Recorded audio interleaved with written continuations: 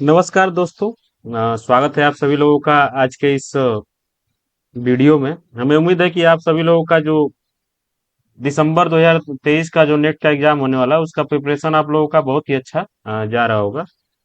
कई सारे लोगों का मैसेज और कमेंट आया हमें कि जब हमने टीचिंग एप्टीट्यूड के क्वेश्चन आंसर को डिस्कशन कराया तो उसमें ब्लूम टेक्सोनॉमी के बारे में मैंने बात की थी। तो कई लोगों का मुझे मैसेज और कमेंट आया कि सर ये जो एक बार अच्छे से आप क्लियर कर देते तो हमें बहुत ही ज्यादा हेल्प मिलती।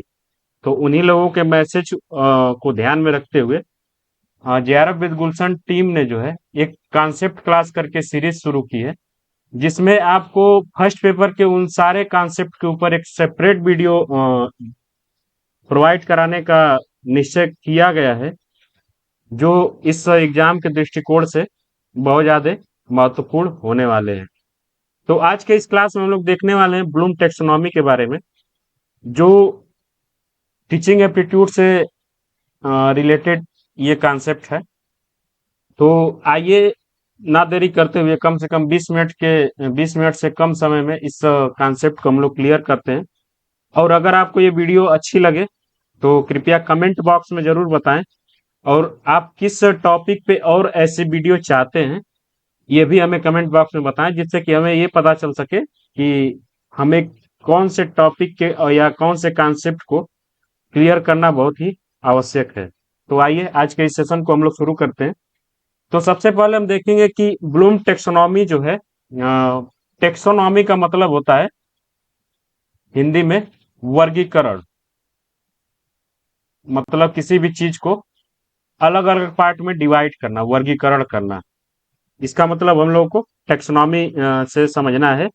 और बेंजामिन ब्लूम, जो ब्लूम यहाँ शब्द हम लोग यूज कर रहे हैं, उस साइंटिस्ट और जो एजुकेशनल साइकोलॉजिस्ट हैं, उनका नाम है बेंजामिन ब्लूम। और ये जो है अमेरिका से संबंधित हैं। और इनकी एक बुक है जो जिसे हम लोग जानेंगे कि taxonomy of educational objectives, the classification of educational goals. इसी बुक में जो इन्होंने ब्लूम टेक्सोनॉमी को जो है पब्लिश किया है। और इसी में जो है इन्होंने जो टीचिंग लर्निंग का जो प्रोसेस होता है, इस प्रोसेस को इन्होंने कई लेवल्स पे डिवाइड किया हुआ है। तो इसी लेवल्स को हम लोग आगे देखेंगे। और इनका जो ब्लूम टेक्सोनॉमी जो है उसमें हम लोगों को तीन प्रकार के डोमेन देखने हैं। डोमेन का मतलब होता है क्षेत्र। और क्षेत्र जो है एक ह्यूमन बॉडी में तीन प्रकार के हो सकते हैं जो टीचिंग लर्निंग में इन्वॉल्व होते हैं। पहला होता है कि कॉग्निटिव डोमेन, जो आप लोग यहाँ देख सकते हैं कि कॉग्निटिव डोमेन यहाँ यूज किया गया है। तो कॉग्निटिव डोमेन से मतलब आप लोग मुझे पता है कि समझ रहे होंगे। अगर जो नहीं समझ पा रहे हैं तो इससे ये मतलब है कि जो भी चीजें बस हमारे जो माइंड से रिलेटेड होती हैं वो कॉग्निटिव डोमेन की चीजें होती हैं। जैसे कि जो भी नॉलेज हम लोग स्टोर करते हैं अपने माइंड में या अपने दिमाग से, जो भी चीजें स्टोर करते हैं वो कॉग्निटिव डोमेन की चीजें होती हैं। और दूसरी जो इसमें एक और आती है अफेक्टिव डोमेन। अफेक्टिव डोमेन वो सारी चीजें होती हैं जो हम अपने दिल में स्टोर करते हैं या दिल से उन सारी चीजों को जो है मैनेज करते हैं। जैसे कि एटीट्यूड, लव, सेल्फ रिस्पेक्ट, मतलब जितनी भी भावात्मक चीजें हैं जो हमारे भाव से रिलेटेड होती हैं वो अफेक्टिव डोमेन की चीजें होती हैं। और तीसरी जो ब्लूम टेक्सोनॉमी में हम लोगों को पढ़नी है वो है साइकोमोटर डोमेन। साइकोमोटर डोमेन का मतलब हम लोग समझेंगे कि जो भी चीजें हमारे हैंड से रिलेटेड होती हैं, जो भी चीजें हमारी फिजिकल बॉडी से रिलेटेड होती हैं, यानी जो भी चीजें हम करके सीखते हैं, प्रैक्टिकल करके सीखते हैं, और जो भी चीजें हमारी फिजिकल डोमेन से रिलेटेड होती हैं उसे हम लोग साइकोमोटर डोमेन कहते हैं। तो ये तीन प्रकार के डोमेन हैं जो ब्लूम टेक्सोनॉमी में आप लोग देखते होंगे। तो मैंने इसे बताया। तो बेंजामिन ब्लूम जो है उनका वर्क जो है बस कॉग्निटिव डोमेन में ही माना जाता है। कॉग्निटिव डोमेन जो भी कॉग्निटिव डोमेन के अंदर जो भी चीजें आती हैं उसे माना जाता है। और ब्लूम टेक्सोनॉमी जो है वो बेंजामिन ब्लूम जो है अपना जो मैक्सिमम वर्क जो है कॉग्निटिव डोमेन में करते हैं। तो आइए देखते हैं कि कॉग्निटिव डोमेन में इन्होंने टीचिंग लर्निंग प्रोसेस को कितने भागों में डिवाइड किया और इनका प्रोसेस जो है क्या क्या होने वाला है। तो अगला जो स्लाइड आप लोग देख रहे हैं, तो इसमें आपको दिख रहा होगा कि knowledge, comprehension, application, analysis, synthesis और इवेल्युएशन। इसे देख के आप लोगों को बहुत ज्यादा कंफ्यूज नहीं होना है। हम इसे जो है अप्लाई करेंगे अपने डेली लाइफ में और एग्जाम्पल लेंगे अपने किसी भी ऐसे मोमेंट का जिसमें हम कोई भी नई चीज सीखने वाले होते हैं या नई चीज पढ़ते हैं जो हमारे कॉग्निटिव डोमेन से रिलेटेड होती है। तो सबसे पहले क्या करते हैं कि उससे रिलेटेड नॉलेज हमें प्रोवाइड कराया जाता है टीचर के द्वारा या बुक के द्वारा, या आप जैसे कि अभी मैं आपको कुछ ना कुछ नॉलेज प्रोवाइड करा रहा हूँ, तो ये भी एक प्रकार का नॉलेज है जो आपको प्रोवाइड कराया जाता है। और इसके बाद क्या करते हैं कि इसमें जो नॉलेज आपको दिया जा रहा है इसको आप कॉम्प्रहेंशन करते हैं, इसको अपने हिसाब से समझने की कोशिश करते हैं, समझते हैं चीजें। अगर आपको कोई फैक्ट दिया जा रहा है तो फैक्ट को इंटरलिंक करते हैं, इंटरलिंक करके समझने की कोशिश करते हैं। तो ये हो गया कॉम्प्रहेंशन। कॉम्प्रहेंशन के बाद जब आप फैक्ट्स को एक जगह इंटरलिंक कर लेते हैं, अच्छे से समझ लेते हैं, तो उसे क्या करते हैं कि अपने लाइफ में या उसे किसी ना किसी प्रॉब्लम में उसको अप्लाई करते हैं। अप्लाई जब करते हैं तो ये इसका तीसरा प्रोसेस है, एप्लीकेशन। जो भी फैक्ट आप कॉम्प्रहेंशन कॉम्प्रहेंशन कर चुके हैं, जो चीजें समझ चुके हैं, उसे अपने डेली लाइफ में या किसी ना किसी प्रॉब्लम में उसे अप्लाई करेंगे। अप्लाई करने के बाद जो उसका रिजल्ट आता है उसे आप एनालिसिस करते हैं। जो भी जैसे कि आपने कोई फार्मूला यूज किया और किसी फार्मूला यूज करके किसी क्वेश्चन, मैथ के क्वेश्चन को आप सॉल्व कर रहे हैं, तो उसका जो रिजल्ट आया, जो आंसर आया, आप उसे एनालिसिस करेंगे। मान लीजिए कि गलती से आपका आंसर जो है वो रॉन्ग आंसर आ जाता है या सही आता है, सही आंसर ही आता है। तो कई बार ऐसा होता है कि अगर रॉन्ग आया तो उसका एनालिसिस करके फिर से उसमें कुछ सिंथेसिस करेंगे, कुछ सुधार करेंगे, और सुधार करने के बाद फिर से उसका जो है इवेल्युएशन करेंगे। तो ये रहा ब्लूम टेक्सोनॉमी के जो प्रोसेस हैं वो मैंने आपको बताया। और अगर मान लीजिए कि आपका आंसर जो है वो सही आया, तो कई बार ऐसा होता है कि जब हम किसी चीज को कोई नए चीज को जब बार बार यू करते हैं, मान लीजिए कि आप डिवाइड कर रहे हैं, तो जब हम लोग छोटे थे तो डिवाइड इस प्रकार से करते थे, लेकिन जैसे जैसे हम लोग धीरे धीरे बड़े हुए, हम लोग अपने आप को सिंथेसिस करते गए, उसमें जो है संशोधन करते गए। फिर डिवाइड करने के लिए ये फार्मूला हम लोगों ने यूज किया कि नीचे लिख के डायरेक्ट डिवाइड किए। तो कई बार क्या होता है कि हम लोग अब बस नंबर्स को देख के डायरेक्ट डिवाइड कर देंगे अपने माइंड में ही, तो एक प्रकार का सिंथेसिस है। तो वो सिंथेसिस हो गया। फिर इसके बाद उस चीज को इवेल्युएट करते हैं। इवेल्युएशन करने के बाद ही अपने आप के स्थिति को जानते हैं और फिर उसी चीज को हम किसी और को समझाने योग्य होते हैं इवेल्युएशन करने के बाद। तो ये रहा ब्लूम टेक्सोनॉमी का जो प्रोसेस है, उसका जो सबसे हाईएस्ट पॉइंट होता है उसे हम लोग इवेल्युएशन के नाम से जानते हैं, और जो सबसे लोवेस्ट पॉइंट होता है उसे हम लोग नॉलेज के नाम से जानते हैं।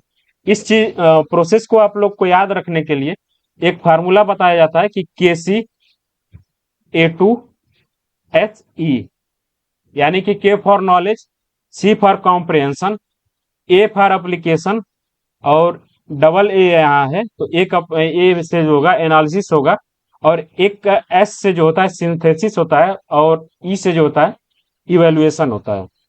तो ये रहा ब्लूम टेक्सोनॉमी के पूरे एलिमेंट्स और प्रोसेस के बारे में कि सबसे पहले किसी को नॉलेज प्रोवाइड कराया जाता है, उसके बाद उस नॉलेज को वो कॉम्प्रहेंशन करता है, उस नॉलेज को समझने की कोशिश करता है। जब उस नॉलेज को वो समझ लेता है तो उसको अपने लाइफ या प्रॉब्लम में अप्लाई करता है, एप्लीकेशन उसका करता है। एप्लीकेशन करने के बाद उसको वो एनालिसिस करता है, एप्लीकेशन का जो रिजल्ट आएगा उसे एनालिसिस करेगा। एनालिसिस करने के बाद जो जो रिजल्ट आता है उसे वो सिंथेसिस करता है, उसमें कुछ और भी अपने चीजों अपने तरह से कुछ चीजों को ऐड करता है, जिससे कि अगली बार जब ये प्रोसेस करे तो उसके लिए कुछ ना कुछ इजी हो। और ये सारी चीजें करने के बाद वो अपने आप को फिर से इवेल्युएट करता है। इवेल्युएट करने का मतलब कि जब तक आप किसी कॉन्सेप्ट को किसी और को समझाने योग्य ना हो जाए, अपने सारी चीजें जो किसी और को डिलीवर ना कर दें, तो वो जो हाईएस्ट पॉइंट होता है वो इवेल्युएशन होता है। तो ये रहा ब्लूम टेक्नोनॉमी के प्रोसेस के बारे में। आगे हम लोग बात करेंगे कि नॉलेज, नॉलेज के बारे में थोड़ा सा हम लोग देख लेते हैं कि नॉलेज इन्वॉल्व रिकॉग्नाइजिंग और remembering facts, terms, basic concept, answer without necessarily understanding what they mean. Knowledge का ही मतलब होता है कि जो भी चीजें आपको बताई जा रही हैं, फैक्ट, टर्म्स या बेसिक कॉन्सेप्ट, उसे आप बिना सोचे समझे बस अंडरस्टैंड कर लें, मतलब कि लर्न कर लें, वो नॉलेज हो गया। उसके बाद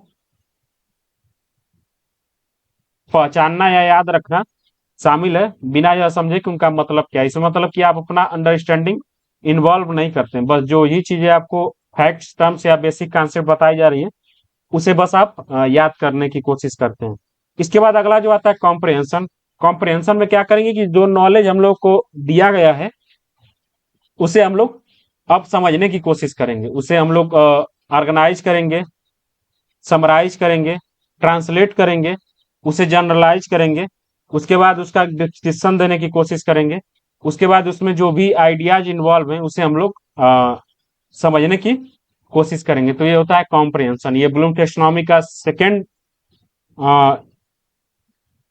प्रोसेस है। इसके बाद अगला जो आता है एप्लीकेशन। जो भी अंडरस्टैंडिंग करने के बाद application involve using acquired knowledge solve problems in new situation, involves applying acquired knowledge, fact, techniques, rules. Learners should be able to prior knowledge to solve problem, identify connection and relationship, and how they apply in the new situation. यही मैंने आपको बताया कि जो भी knowledge आपको provide कराया जा रहा है, उसे आप किसी प्रॉब्लम में जो है अप्लाई करेंगे, उसका एप्लीकेशन जो है खोजेंगे कि इसका एप्लीकेशन कहाँ है। तो ये थर्ड प्रोसेस है ब्लूम टेक्सोनॉमी का। इसके बाद अगला जो है एनालिसिस। एनालिसिस का मतलब है कि अभी हमने आपको बताया कि जो चीजें आप अप्लाई कर रहे हैं अपने लाइफ में, उसको अब उससे जो रिजल्ट आ रहा है उसे आप एनालिसिस करेंगे, उसका एनालिसिस करेंगे। जैसे कि यहाँ दिया हुआ कि analysis involve examine and breaking information into components part, determined how parts relate to one other, identify motives, cause making inference and finding evidence to support generalisation. वही चीजें मैंने आपको बताया कि अब सारी चीजों को जो है आप एनालिसिस करेंगे और उसे जो है एक दूसरे से रिलेट करने की कोशिश करेंगे, आइडेंटिफाई करेंगे मोटिव्स, कॉज, मेकिंग इन्फरेंस और finding evidence, support to generalization. मतलब कि अब सारी चीजों को आप एक एक्स्ट्रा लेवल का जनरलाइजेशन करने की कोशिश करेंगे। तो ये होता है एनालिसिस। एनालिसिस के बाद अगला जो आएगा हम लोगों का, वो आता है सिंथेसिस। सिंथेसिस जो होता है involves building A structure of pattern from diverse elements. मतलब कि कई सारे एलिमेंट्स को मिला के एक स्ट्रक्चर आप बनाने की कोशिश करेंगे। It also refer to act putting parts together from one a whole of bringing pieces of information together to form an of new. तो वही सिंथेसिस के मैंने जो जाहिर सी बात है आपको बताई, उसे आप याद रखिएगा कि आप किसी चीज को अपने लाइफ में अप्लाई करेंगे, अप्लाई करने के बाद उसको एनालिसिस करेंगे, एनालिसिस करने के बाद जो उसका रिजल्ट आएगा, एनालिसिस करने के बाद उसमें कुछ ना कुछ सिंथेसिस करेंगे अपनी तरीके से, कुछ उसमें और ऐड ऑन करेंगे जिससे कि आगे आप उस चीज को यूज करें तो आपके लिए और आसान हो जाए। तो ये सिंथेसिस होता है। सिंथेसिस के बाद अगला जो आता है evaluation. Evaluation involve presenting defending opinions by making judgements about information, validating ideas, quality of work based on a set of criteria. तो यह मैंने आपको बताया कि जब तक आप अपनी चीजों को किसी और के सामने प्रेजेंट करने के योग्य न हो जाए, तब तक आप इवेल्युएशन के प्रोसेस में नहीं है। ये जो होता है कि ब्लूम टेक्सोनॉमी का सबसे हाईएस्ट पार्ट माना जाता है कि इवेल्युएशन होता है। तो इस चीज को आप लोग याद रखिएगा कि सबसे लोएस्ट पार्ट क्या है ब्लूम टेक्सोनॉमी का, नॉलेज, और सबसे हाईएस्ट पार्ट क्या है, इवेल्युएशन। इवेल्युएशन के बाद जब ब्लूम टेक्सोनॉमी को एक बार रिवाइज किया गया, इन्होंने 1956 ईस्वी में ओरिजिनल जो है ब्लूम टेक्सोनॉमी को पब्लिश किया था। लेकिन दो लोग आते हैं जो इनके स्टूडेंट्स थे 2001 ईस्वी में, 2001 में एंडरसन और डेविड क्रैथवेल नाम के दो साइकोलॉजिस्ट और आते हैं।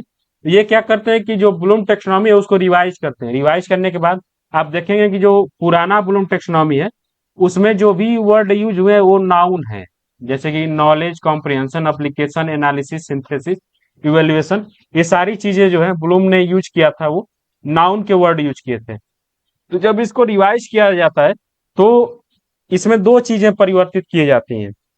मेजरली रूप से तीन चीजें परिवर्तित की जाती हैं। पहला कि जो भी नाउन के वर्ड यूज किए गए हैं उनके जगह पे ये यूज करते हैं वर्ब को। जैसे कि नॉलेज हो गया रिमेम्बर, याद करना एक क्रिया है, और नॉलेज जो है एक संज्ञा है, नाउन है। कॉम्प्रिहेंशन हो गया अंडरस्टैंड, अंडरस्टैंड भी एक वर्ब है। एप्लीकेशन हो गया अप्लाई, ये इसमें यूज करते हैं अप्लाई के रूप में। और सिंथेसिस एनालिसिस जो है एनालाइज, ये भी एक वर्ब है। और जो दो परिवर्तन होता है, ये सिंथेसिस को परिवर्तित करके क्रिएट कर देते हैं, क्रिएट करके सबसे हाईएस्ट ऑर्डर में पहुंचा देते हैं। और इवेल्युएशन को जो है वन लोवेस्ट कर देते हैं, यानी कि इसके बाद इवेल्युएशन को सेकेंड हाईएस्ट कर देते हैं, और क्रिएट सिंथेसिस को चेंज कर देते हैं क्रिएट में, और इवेल्युएट को एक पॉइंट नीचे लेते आते हैं। तो रिवाइज जो ब्लूम टेक्सोनॉमी आया उसमें यही पूछा जाता है कि कौन कौन से एलिमेंट्स को जो है चेंज किया गया था। तो आप याद रखिएगा कि नाउन से वर्ब किया गया, और सिंथेसिस को चेंज करके क्रिएट किया गया, और क्रिएट करने के बाद इसको जो है सबसे हाईएस्ट टॉप ऑर्डर में इसको पहुंचा दिया गया, और इवेल्युएशन को जो है वो इवेल्युएट करके सेकेंड हाईएस्ट पे रखा गया। तो ये था ब्लूम टेक्सोनॉमी। और आगे ये रिवाइज्ड ब्लूम टेक्सोनॉमी है, और बचा है साइकोमोटर डोमेन, अफेक्टिव डोमेन। तो इसके लिए अगर आप लोगों को ये वीडियो अच्छी लगती है, अगर आप इस वीडियो को देखते हैं और आप कमेंट करते हैं कि साइकोमोटर डोमेन और अफेक्टिव डोमेन के ऊपर भी आपको ऐसी वीडियो की आवश्यकता है या जरूरत है, या वीडियो आप लोगों के लिए थोड़ा भी हेल्पफुल है, तो आप कमेंट करिए, इस वीडियो को जो है लाइक करिए, और अधिक से अधिक लोगों के पास शेयर करिए, जिससे कि थोड़ा वीडियो पे व्यू आए, तो हमें जो है उससे मोटिवेट हो पाए हम।